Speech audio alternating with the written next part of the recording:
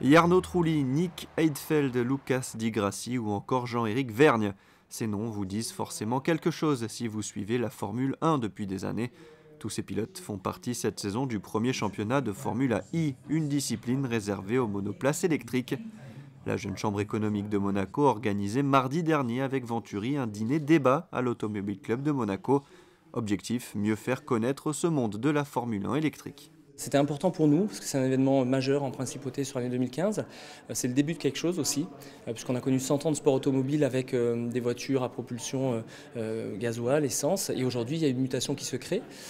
Et donc on est au début d'un nouveau cycle, et la principauté comme toujours et l'Automobile Club de Monaco sont en pointe dans ces domaines-là, comme il était il y a plusieurs dizaines d'années. Et c'est notre plaisir et notre honneur de les accompagner et de faire mieux connaître au public ces nouvelles voitures. L'écurie monégasque Venturi est engagée dans ce championnat avec comme pilote Nick Heidfeld et Stéphane Sarrazin.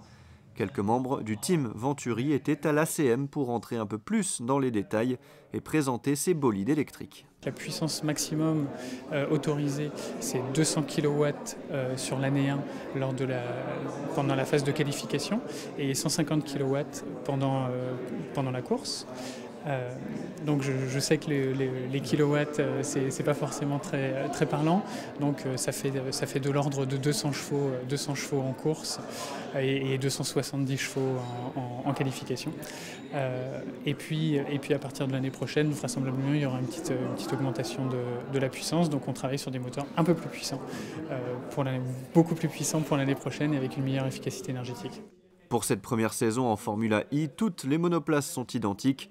8 constructeurs sont déjà engagés la saison prochaine, dont Venturi, avec une nouveauté, la possibilité de fabriquer son propre moteur, sa propre boîte de vitesse et vendre ses moteurs aux autres teams intéressés.